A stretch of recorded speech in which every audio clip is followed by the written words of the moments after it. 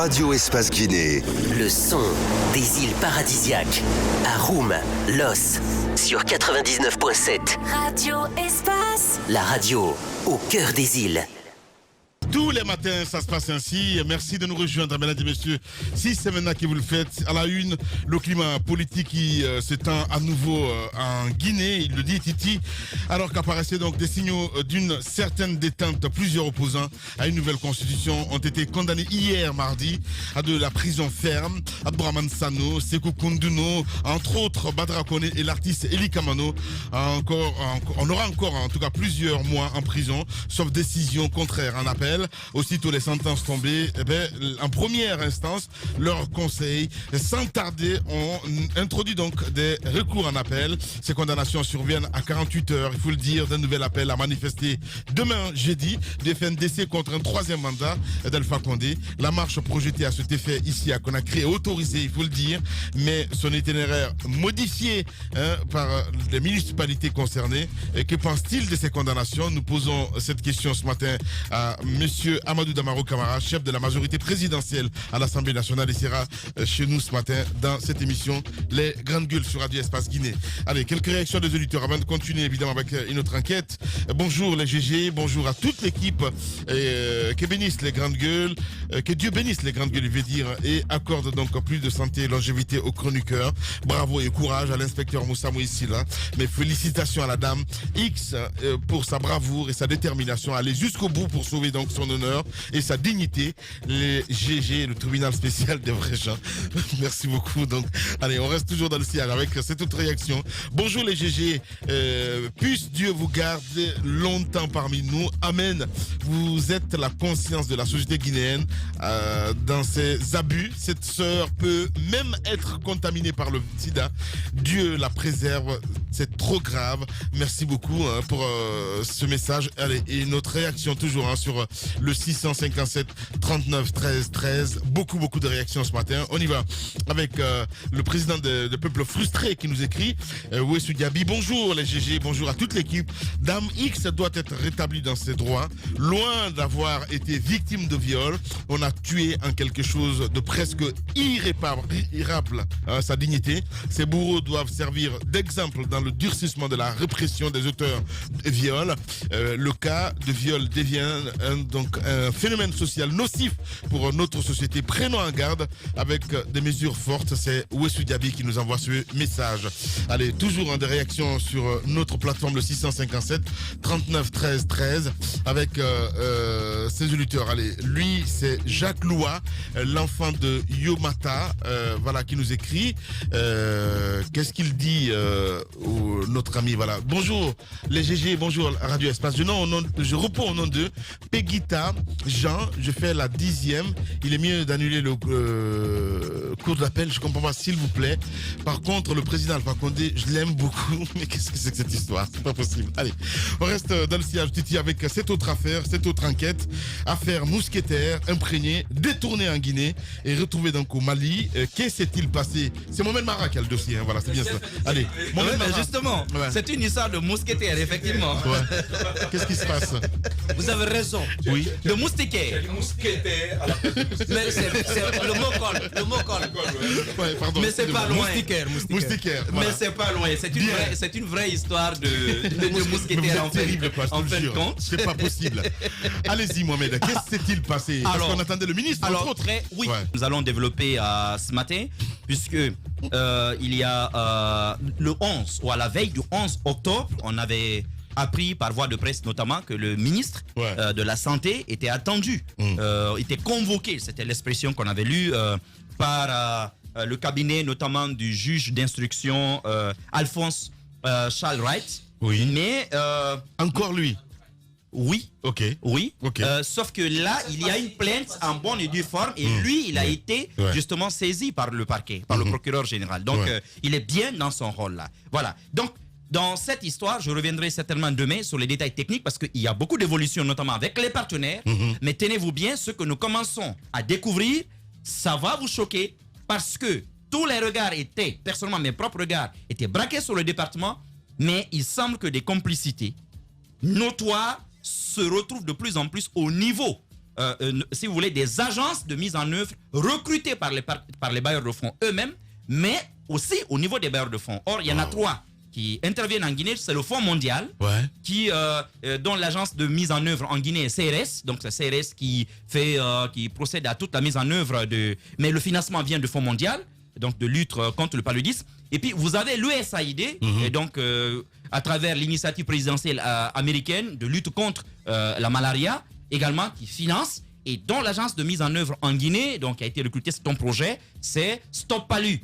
Et puis, vous avez de l'autre côté Against Malaria Foundation, qui est venu cette année en renfort des 2 partenaires historiques de la Guinée, parce que tout simplement, il y avait un gap à combler de moustiquaires à réunir. Il faut comprendre que chaque année, c'est le programme national de lutte contre le paludisme qui détermine les besoins en moustiquaires du pays. Il y a 2 formes de distribution. La première forme, c'est la distribution routinière qui a lieu dans chaque centre de santé. Je crois qu'il y a des papas, il y a des nouveaux papas ici, ils en savent quelque chose, puisque les femmes en grossesse et les bébés reçoivent cela dans les centres de santé et les maternités du pays. Excepté, bien sûr, les centres privés. Dans les cliniques privées, c'est un tout petit peu différent. Mais tout ce qui est public, les moustiquaires sont disponibles. Et puis, vous avez ce qu'on appelle la distribution communautaire. Là, c'est aux besoins. Ce sont les communautés qui expriment le besoin. Donc, au cas par cas, également, donc, les moustiquaires sont fournis. Mais la forme la plus connue, ce sont les campagnes qui ont lieu chaque 3 ans. Et en ce moment-là, le programme national de lutte contre le paludisme, qui est domicilié au ministère de la Santé, dit aux partenaires de combien, à peu près, de moustiquaires nous avons besoin. Cette année, c'était 8 millions de moustiquaires dont la Guinée avait besoin. Donc, l'USAID a financé, le Fonds mondial a financé, et puis puisqu'il y avait un gap, il y a Against Malaria Foundation, AMF, qui est également intervenu pour compléter. Mais ce qu'on découvre, c'est que c'est vrai, c'est l'État guinéen, donc à travers le département, qui exprime le besoin, mais les partenaires, puisque c'est leur argent, c'est eux qui font les TDR, c'est eux qui procèdent à l'achat à l'international, c'est eux qui importent. Et c'est eux, bizarrement, à travers leur agence de mise en œuvre, qui recrutent les sociétés de transport. Alors, il s'est passé quelque chose d'assez étonnant cette année. C'est qu'en début d'année, je crois c'était, je n'ai pas là la bonne lettre sous les yeux, je l'ai quelque part dans mes papyrus.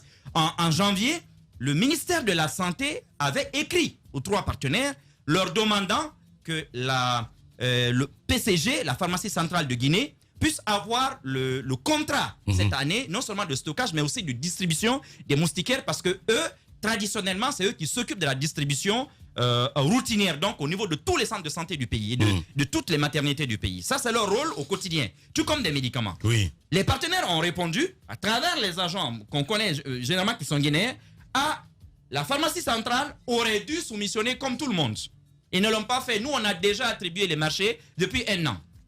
Mais ce qui est bizarre, c'est que les contrats, j'ai personnellement vu des contrats, notamment je suis sur l'enquête avec le directeur de publication de Mosaïque Guinée. Il y a des contrats passés avec des transporteurs qui datent de 3 mois après ce courrier. Alors qu'ils ont dit que depuis plus d'1 an que ces contrats sont signés. Ça, c'est en janvier, mais les contrats en réalité n'ont commencé à être signés qu'en avril. Là est la question, il faut se poser la question de savoir qui avait intérêt à duper ainsi l'État. En disant à l'État, on ne veut pas que vos structures acheminent les moustiquaires parce que nous avons déjà passé des marchés avec des gens il y a 1 an. Ça, c'est une première question qu'il faille se poser. Donc, l'État ne reçoit pas les moustiquaires, sauf qu'à un moment donné, il y avait, comment on appelle ça, un déficit de nombre de moustiquaires pour la zone de Conakry. Les partenaires ont demandé, bizarrement, à la pharmacie centrale de Guinée, qui n'avait pas été recrutés à cet effet-là, de leur céder les moustiquaires dont eux ils disposaient ici à Conakry, ainsi qu'ils seraient remboursés. Et j'apprends d'ailleurs que c'est la semaine passée que la compensation a eu lieu. Donc les moustiquaires ont été délivrés. Maintenant, les agences de mise en œuvre, notamment CRS et Stop Palu entre autres, recrutent sur le terrain des ONG. Donc jusqu'à présent, ce n'est pas encore le département. Et avec ces ONG maintenant, vous avez des superviseurs qui sont recrutés dans différents centres de santé du pays. Donc, si vous voulez, puisqu'on a voulu faire croire qu'on n'a pas du tout confiance en l'État, l'État est pratiquement mis sur le banc, sauf avec un rôle de superviseur. Néanmoins, des dizaines de milliers de moustiquaires vont se retrouver au Mali. Ce qui est bizarre, c'est qu'aujourd'hui, vous avez suivi les quantités, je crois, annoncées ici il y a quelques semaines par Aboubacar Diallo sur la quantité de moustiquaires saisis au Mali et qui ont été annoncées au gouvernement, notamment au ministère de la Santé, le 13 octobre. Mais les partenaires disent qu'aujourd'hui, la quantité de moustiquaires concernés pourrait aller jusqu'à 500 000. Donc, on n'est plus de l'ordre de quelques dizaines de ballots, mais on est maintenant dans l'ordre d'un demi-million de moustiquaires qui pourraient être concernés.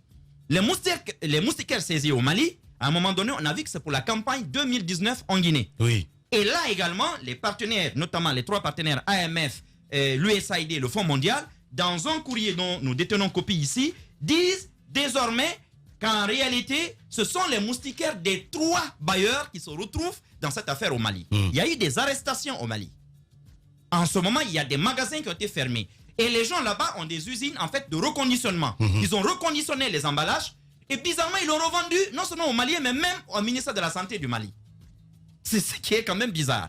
Mais maintenant, du côté guinéen, il avait été décidé par le département de la Santé, avec l'appui technique des 3 partenaires, d'envoyer une mission administrative, donc constituée de cadres du département, les partenaires eux-mêmes. Mais à un moment donné, il était question même d'envoyer des policiers et un magistrat de haut rang côté du Mali pour s'imprégner de l'état d'avancement de cette mission. Mais en Conseil des ministres, il a été décidé que le département devait porter plainte. Plutôt pour qu'un magistrat puisse s'en occuper. C'est ce qui a été fait dans un premier temps. Maintenant, il y a eu un quiproquo puisque l'agence judiciaire de l'État plus tard a été saisie. Donc, la procédure a été reprise. C'est ce qui d'ailleurs a fait prendre deux décisions par le juge d'instruction Charles Wright. La première décision est adressée notamment au service de monsieur le directeur de l'office de lutte contre le crime organisé, donc le colonel Moussa Keboro, qui lui demande de reprendre intégralement les dossiers de l'enquête numéro 224 en date du 26 septembre 2019 ouverte contre X. Donc il va entendre l'ensemble des personnes, donc des cadres du département concernés qui sont intervenus dans la chaîne de distribution, mais aussi les partenaires, les ONG. Et puis, vous avez maintenant cette autre décision, et c'est celle-ci qui a fait polémique, qui cette fois-ci est adressée au ministre de la Santé, dans laquelle il lui est demandé de fournir d'ici le 31 octobre la liste des agents, qu'ils soient de l'administration publique ou des organisations non gouvernementales, qui sont intervenus dans l'identification des personnes cibles et la distribution des moustiquaires imprégnés. Tous les documents relatifs signés par le gouvernement guinéen à travers le département de la Santé, avec des partenaires techniques et financiers destinés à la distribution gratuite des moustiquaires imprégnés d'insecticides à longue durée dans le cadre de la lutte contre le paludisme. La troisième exigence du juge, c'est notamment la fourniture des fiches d'identification des personnes ayant bénéficié. Donc la liste de toutes les personnes qui ont été identifiées, qui doivent recevoir les moustiquaires, mais aussi la liste des personnes qui ont reçu les moustiquaires, mais aussi un compte rendu du reste des moustiquaires qui n'ont pas été distribués. Et donc comme ça, on saura combien de moustiquaires au moins ont disparu dans la nature. C'est ceci qui a été adressé au ministère de la Santé. Donc bizarrement, on a retrouvé dans la presse que le ministre lui-même était convoqué le 11. Et j'ai même cru avoir lu quelque part qu'il avait été entendu, ce qui n'était pas le cas. Mais maintenant, d'accord, mais maintenant, pour clore donc ce premier volet, c'est qu'aujourd'hui, il y a que les partenaires eux-mêmes sont en train de mener leurs propres enquêtes. Parce qu'il y a un autre scandale qui concerne, parce qu'il faut savoir que les 2 partenaires principaux, comment ça s'appelle, USAID à 19 localités de la Guinée, et puis le Fonds mondial s'occupe de 19 autres localités de la Guinée. Mais donc le Fonds mondial, avec son agence de mise en œuvre ici qui est CRS, là-bas il y a une histoire au Cambodge de 107 000 $ qui ont disparu. Et on somme désormais la Guinée d'expliquer où est passé cet argent, parce que cela pourrait empiéter. Mais ce qui nous concerne aujourd'hui, au début on a cru que c'était uniquement les moustiquaires USAID. Ce ne sont pas seulement les moustiquaires USAID, c'est les moustiquaires de l'ensemble des partenaires. Cette affaire ne concerne plus le département seulement, mais surtout les agences de mise en œuvre, parce qu'on ne comprend pas que malgré tout ce qui a été envisagé comme sécurité depuis 3 campagnes, que ces moustiquaires-là se soient retrouvés du côté du Mali. Et je vais terminer là-dessus. C'est que depuis un certain temps, on constate comme s'il y a une sorte de conspiration, parce que le dossier est devenu lourd à la justice. Et c'est ce qu'il ne faut pas souhaiter. Il faudrait aujourd'hui que le ministre lui-même se fasse entendre et que l'agent judiciaire de l'État mette la pression aux magistrats instructeurs pour que ce dossier-là avance. Parce que c'est comme cela qu'on perd malheureusement des programmes. On va revenir dans un instant, Mohamed Mara, évidemment, sur ce dossier. Et puis, on fera aussi un saut sur le terrain. Oui, vous le savez, hein, les femmes marchent aujourd'hui. On va essayer d'appeler Madame Yassane dans la deuxième partie de l'émission. Et sinon, notre invité, c'est bien sûr Amadou Damaro Camara, qui sera avec nous dans cette émission Les GG. Radio Espace, les grandes gueules. Leur spécialité, c'est la démesure totale. Tant qu'ils ne changeront pas, nous ne changerons pas non plus.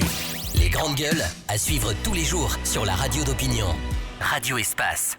Merci de nous rejoindre dans la deuxième partie de cette émission Les GG sur Espace TV. Tous les soirs, vous avez accès à cette émission.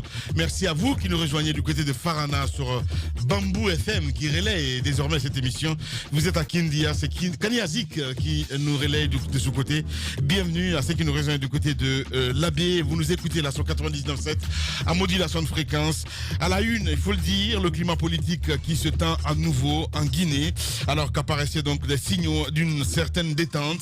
Plusieurs opposants à une nouvelle constitution ont été condamnés hier mardi à de la prison ferme. Il le dit Aboubakar Diallo, Abdourahmane Sano, Sekou Koundouno, Bill de Sam, Badra Kone et l'artiste Eli Kamano, donc en auront encore pour plusieurs mois en prison, sauf décision contraire donc en appel. Aussitôt les sentences sont tombées en première instance. Leurs conseils donc sans tarder ont introduit des recours en appel. Ces condamnations donc surviennent à 48 heures d'un nouvel appel à manifester du FNDC contre un troisième mandat du président Alpha Condé. La marche projetée à cet effet donc ici à Conakry est autorisée, mais son itinéraire modifié par les municipalités concernées. Que pense-t-il de ces condamnations? Comment sortir de l'engrenage politique? Nous posons toutes ces questions ce matin. Que dire du report de la date annoncée par la tenue donc des prochaines élections législatives? Nous allons avoir dans un instant dans ce studio évidemment monsieur Amadou Damaro Camara, il faut le rappeler, il est chef de la majorité présidentielle donc à l'Assemblée nationale. Il va nous rejoindre dans un instant dans cette émission. Et le monde des affaires donc déjà fébrile, qui semble pris de peur à cause d'un front politique qui se fait tumultueux à nouveau, il le dit Titi, comme des chats échaudés, craignant donc l'eau froide. Les opérateurs économiques locaux et autres investisseurs étrangers ne souhaitent plus revivre les affres des pillages qui ont donc qu'ils ont subi donc à l'occasion des précédentes manifestations politiques. Ils tirent la sonnette d'alarme. C'est le cas donc du Goa, hein, le groupe organisé donc des hommes d'affaires de Guinée. Quel message à l'endroit des politiques? Mais pourquoi s'engager contre une nouvelle constitution? Monsieur Mohamed Chérif Abdallah, président donc de Goa, vous allez l'entendre si tout va bien dans cette émission ce matin, les GG sur Radio Espace Guinée. Quelques réactions des auditeurs évidemment sur notre plateforme, le 657 39 13 13. Merci à Samba, voilà, qui nous écrit leçons de courage et de dignité qui nous administre donc cette brave dame, Madame X. Son cas doit servir d'exemple à tous dans une société qui anéantit donc ses repères affligeants. Salut Sam donc de Reuters qui nous envoie ce message. Mon cher Titi, on va continuer l'émission évidemment dans un instant. Oui. Allez-y Titi. Ouais, ben, je pense qu'on était sur l'exposé. C'est les repères, je suis désolé. On était sur l'exposé concernant cette affaire de moustiquaires détournés en Guinée et donc retrouvés en train d'être vendus du côté du Mali. Ouais. Je pense que l'exposé il était correct et ce qu'il est à dire c'est que il est encouragé, il faut encourager plutôt tous les services qui sont engagés, notamment ses partenaires, le ministère, la justice qui réclame donc des choses, des listes de personnes impliquées dans ce processus et comment toute cette campagne s'est déroulée pour qu'on puisse savoir quelle est la quantité exacte donc qui manque à l'appel sur les 8 millions de moustiquaires qui ont été sollicités par la Guinée, qui ont été commandés par les partenaires. Donc c'est extrêmement grave ce qui s'est passé, que la Guinée commande des moustiquaires, donc des moustiquaires qui sont achetés, qui ont été achetés sur financement de nos partenaires, et que ces moustiquaires, au lieu donc d'être distribués en faveur de nos populations ici se retrouvent du côté du Mali, en train d'être vendus même au ministère de la Santé. C'est une histoire qui mérite d'être tirée au clair. Je pense que la justice est sur la bonne voie, en tout cas à la lumière de ce que j'ai entendu, pour aller tirer cette affaire au clair. Parce que si le ministère, en tout cas le gouvernement guinéen à travers le ministère de la Santé a été confiné dans un rôle de superviseur, parce que j'ai cru comprendre aussi même que le ministère, la PCG n'a même pas été impliquée. C'est de la responsabilité donc de ces partenaires qui ont recruté les ONG, donc qui ont aussi qui ont eu la charge, les transporteurs également. Donc c'est à ces partenaires de faire la traçabilité de tout ce qui s'est passé dans cette histoire pour donc retrouver, épingler les coupables. Allez-y, Moussa Moïse. Il y a quelque chose d'important à signaler. Ils ont commandé cette année 8 millions de moustiquaires. En Guinée, nous sommes 15 millions presque. Ou peut-être pas. Bon. 12 600. 8 millions, c'est quand même... Non, 14. 14. Oui. D'accord. Monsieur le démographe. Alors, c'est peut-être certainement... Non, il n'y a pas de chiffre. Il n'y a pas de chiffre, moi. Moi, je ne sais pas combien nous sommes. Nous sommes 14 millions. Non, je n'y crois pas. Si. Non, je n'y crois pas. Quelle est votre source? Ministère de la Défense, Titi. Ministère de la Défense. Allez-y. Incroyable. Oui. Allez-y. Ne me peux pas parler. Il faut interroger la mine. Allez, vas-y. Il faut interroger la mine. Allez, vas-y. Vas-y. Merci. Il est dans le secret de Dieu. Bien. Titi. On va inviter M. Kaba, Aboubacar Kaba, le directeur national des statistiques. On va l'inviter la semaine prochaine. Voilà. C'est la meilleure façon. Allez-y, Moussa. Quoi qu'on dise, nous avons commandé des moustiquaires. C'est-à-dire que si ces moustiquaires avaient réellement été commandés et distribués comme il le fallait, ça aurait touché plus de la moitié de la population guinéenne. Plus. Non mais d'accord. Non. Je comprends. Le principe, c'est un je comprends. Deux personnes pour un paquet. D'accord. Mais ce qui est grave, c'est que vous avez, dans mon téléphone, vous avez quand même dans ce pays des choses qui se passent qui sont ahurissantes. Du côté du Mali, parce qu'on a des confrères de ce côté-ci, quand l'histoire a éclaté, j'ai pu échanger avec des confrères et il a pu se rendre au niveau d'un magasin qui était soupçonné de contenir ces moustiquaires-là en provenance de la Guinée. Vous avez vu cette image, peut-être qu'à la caméra on va montrer, mais cette image, vous vous rendez bien compte de ce type de moustiquaire qui a fait tout le trajet de Conakry jusqu'au niveau... On va essayer d'envoyer la régie. Jusqu'au niveau du Mali. C'est bon. C'est une honte. En même temps, je confisque le téléphone. Ok, merci bien. C'est une honte parce que le premier cas, je pense, la première cause de maladie, de mortalité dans notre pays, la première cause de mortalité dans notre pays, après avoir échangé avec un médecin spécialiste, c'est le paludisme, Lamine Guirassy. Merci. C'est-à-dire que ceux qui sont à l'origine de ce trafic, qui sont à l'origine de ce détournement, ce ne sont rien d'autre que des suceurs de sang. Ce sont des cannibales. Des gens meurent de palu ici. Et cette année, cette saison, je ne sais pas si vous avez fait la remarque, mais nous avons connu un type de palu plus aigu. Une sorte de palu chronique. J'en ai fait les frais. D'autres personnes, mais c'était comme si c'était une sorte de... C'est la première cause de mortalité. Je le rappelle, c'est la première cause de mortalité. Mais donc, on ne peut pas jouer avec ça. Ce sont des questions de vie. Ils sont complices aux moustiques. Ils sont complices aux moustiques de Guinée. Donc, ce sont des suceurs de sang. Au même titre que ces moustiques qui viennent nous emmerder la nuit, ce sont des cannibales. Il faut que la responsabilité soit située. Même si ce sont les partenaires qui sont à l'origine de cela, il faut que la justice guinéenne fasse son travail. Parce que ce sont quand même, vous avez vu la grande rencontre qui s'est tenue à Lyon pour la levée de fonds. Combien de millions de dollars ont été annoncés pour lutter contre le VIH-Sida, mais également contre le paludisme? Et vous voulez qu'on draine tous ces fonds-là vers la Guinée si nous ne sommes pas sérieux dans la gestion? C'est impossible. Merci incroyable. Beaucoup.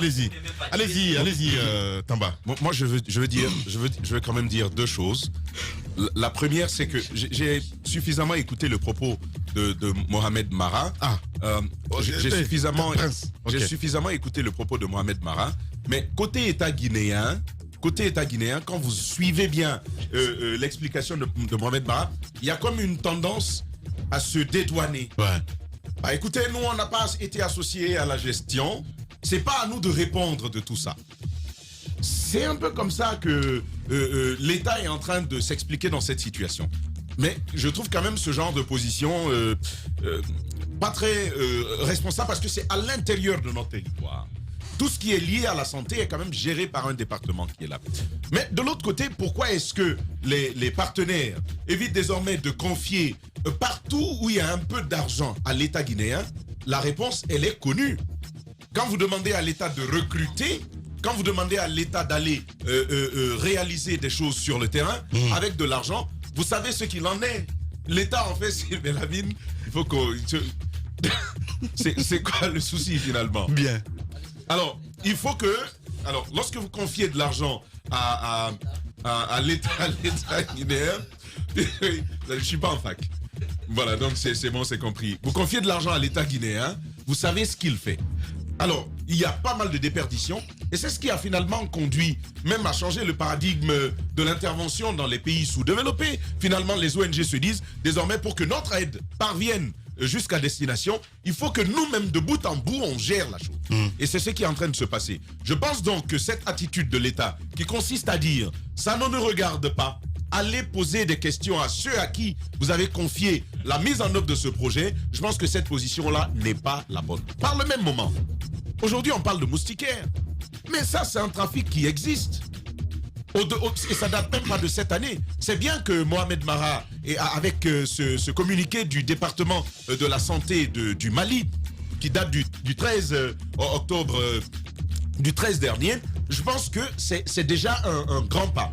Mais en réalité, Tiegboro aura certainement, et je veux même croire qu'il aille tomber sur beaucoup d'autres cas comme ça. C'est une boîte de Pandore qui va certainement être ouverte.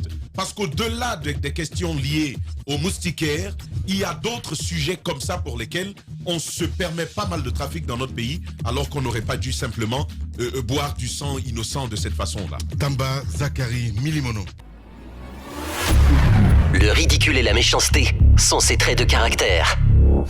La haine est un poison mortel dont beaucoup se nourrissent pour vivre.